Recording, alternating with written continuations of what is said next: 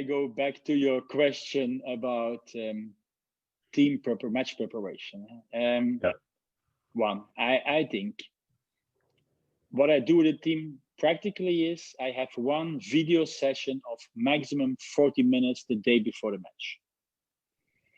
In this 40 minutes, I explain to the whole team, first of all, the big concept. I always find it important.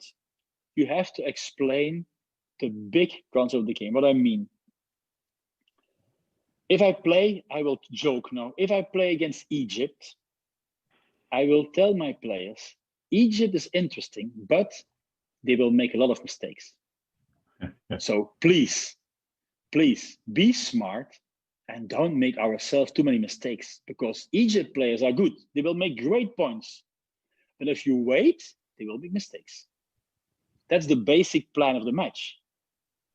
Yeah. And I think it's important to have a basic idea before we start. And then you start to analyze. I like to analyze every player.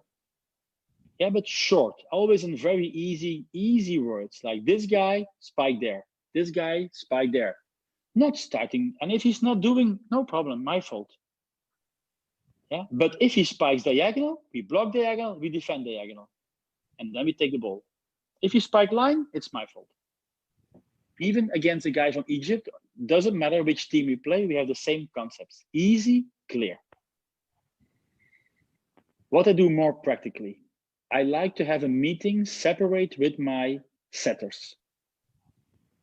Or I take my two setters and I explain a bit how they have to play. Yeah, why and where and how. I like to have a meeting with my middle blockers, separate, to how they block. I mean, always a bit different. Like if one setter play a lot of first tempo, we jump a lot in the beginning. If one setter is not playing first tempo, you wait. You give them some small keys to think. Yeah, and then we have a video session, a separate one for the receivers, to look at all the serves.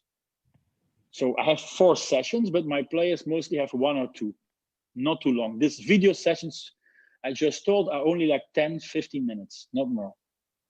I don't want to tell too much to my players. And then coming to the game, I like to make the plan easy. That means maximum 5 things. A good match plan has maximum 5 elements. I like even more 3 elements. With 3 elements, you can explain the whole match plan. Then I think I made a good one. Yeah. I see somebody talking about data volley. I like figures, but I like much more feeling. Yeah, so I will never use in my game plan, I will never use figures. But I will say, I think he's a diagonal spiker. I will not say he was spiking 67% diagonal and 33 line. That's something I don't like. I don't like figures. Yeah, so I'd like feeling that I give them. Yeah, I think that's the most important for like how I prepare a match.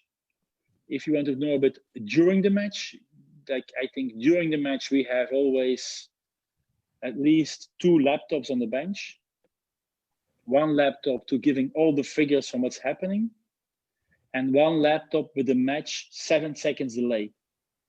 I like that a lot because I'm not so good coach that I can see everything, but I see the match 2 times. I always use my 7 seconds delay to see a second time what's happening, so I can understand better what's going on. Yeah, and then nowadays with data volley, you can even cut out images. So sometimes during the match, we give the player an image what's happening, because I believe that images are much better for a player than words. So I like images over words if I can do it. I think that's a bit my answer on how I prepare the matches.